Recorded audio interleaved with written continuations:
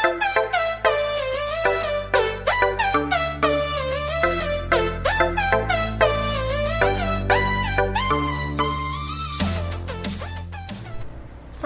warahmatullahi wabarakatuh. Jumpa lagi di Yulian Channel bersama Ibu Yuli. Masih dalam pembelajaran PPKN. Pada video sebelumnya kita sudah membahas mengenai hakikat dan teori kedaulatan. Nah, pada video kali ini kita akan membahas bagaimana bentuk dan prinsip kedaulatan Negara Kesatuan Republik Indonesia. Sebelum kita bahas materinya, tidak lupa mari kita awali pembelajaran kita dengan berdoa. Anak-anakku sekalian, kedaulatan adalah kekuasaan tertinggi untuk menentukan hukum dalam suatu negara. Negara Indonesia adalah negara yang berdasarkan atas kedaulatan rakyat. Hal ini jelas tercantum dalam pembukaan Undang-Undang Dasar 1945 dalam alinea yang keempat yang berbunyi, maka disusunlah kemerdekaan kebangsaan Indonesia itu dalam suatu Undang-Undang Dasar Negara Indonesia yang terbentuk dalam suatu susunan negara Republik Indonesia yang berkedaulatan rakyat. Kemudian dalam pasal 1 ayat 2 Undang-Undang Dasar 1945 ditegaskan bahwa kedaulatan berada di tangan rakyat dan dilaksanakan menurut Undang-Undang Dasar. Dengan demikian, pelaksanaan kedaulatan rakyat ditentukan oleh Undang-Undang Dasar 1945. Artinya bahwa Undang-Undang Dasar 1945 menentukan bagian mana dari kedaulatan rakyat yang pelaksanaannya diserahkan kepada badan yang keberadaan, wewenang, tugas, dan fungsinya ditentukan oleh Undang-Undang Dasar. Namun, penyerahan ini tetap dalam pengawasan oleh rakyat, baik secara langsung maupun melalui lembaga yang dipilih atau dibentuk atas mandat rakyat sendiri. Selain menganut teori kedaulatan rakyat, negara Indonesia juga menganut teori kedaulatan hukum. Hal ini sesuai dengan pasal 1 ayat 3 Undang-Undang Dasar 1945 yang menyatakan bahwa negara Indonesia adalah negara hukum. Dipertegas juga dalam pasal 27 ayat 1 yang berbunyi, segala warga negara bersamaan kedudukannya di dalam hukum dan pemerintahan dan wajib menjunjung tinggi hukum dan pemerintahan itu dengan tidak ada kecualinya. Kedua pasal ini menegaskan bahwa pelaksanaan kedaulatan rakyat oleh lembaga negara sesuai dengan Undang-Undang Dasar tidak bersifat mutlak atau tanpa batas. Kekuasaan, tugas, dan wewenang lembaga negara dilaksanakan sesuai dengan peraturan perundang-undangan yang berlaku.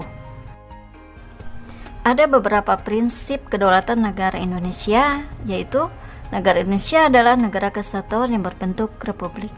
Yang kedua, kedaulatan berada di tangan rakyat dan dilaksanakan menurut Undang-Undang Dasar. 3. Negara Indonesia adalah negara hukum. 4. Presiden tidak dapat membekukan dan atau membubarkan Dewan Perwakilan Rakyat. 5. Menteri-menteri diangkat dan diberhentikan oleh Presiden.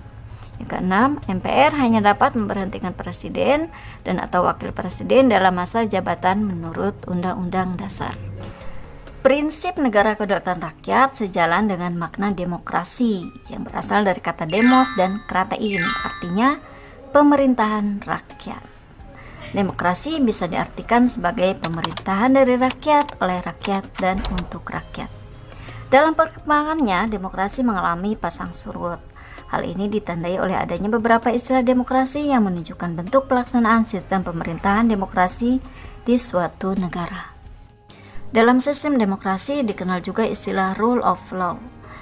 Agar terselenggara pemerintahan yang demokratis di bawah rule of law harus memenuhi syarat-syarat sebagai berikut. Di antaranya adanya perlindungan konstitusional, adanya badan kehakiman yang bebas dan tidak memihak, adanya pemilihan umum, adanya kebebasan untuk menyatakan pendapat, adanya kebebasan untuk berserikat, berorganisasi, dan beroposisi, dan adanya pendidikan kewarganegaraan. Bagaimana dengan demokrasi yang ada di Indonesia?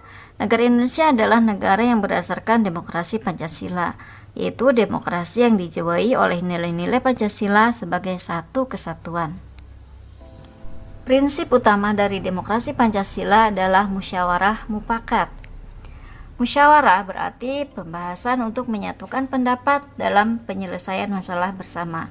Sedangkan mufakat adalah sesuatu yang telah disetujui sebagai keputusan berdasarkan kebulatan pendapat.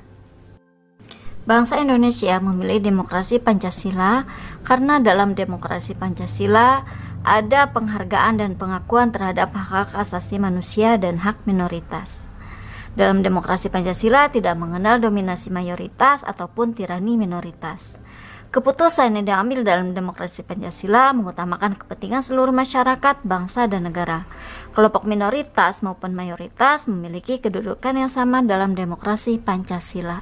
Pelaksanaan demokrasi di Indonesia dilakukan dengan dua cara, yaitu langsung dan tidak langsung. Pelaksanaan demokrasi langsung terlihat dalam pilpres, pilkada, pileg, dan pemilihan kepala desa.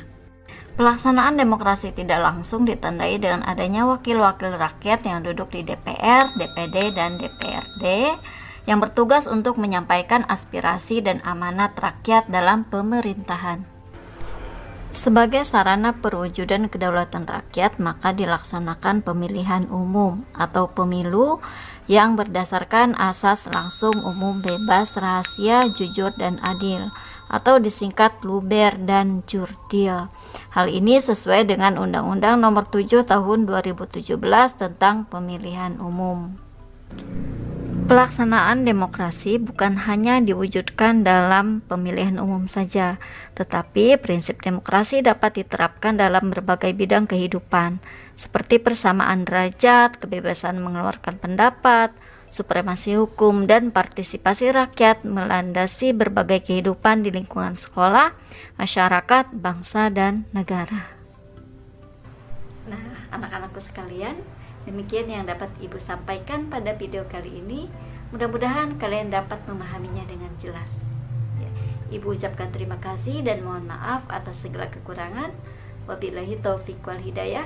Wassalamualaikum warahmatullahi wabarakatuh.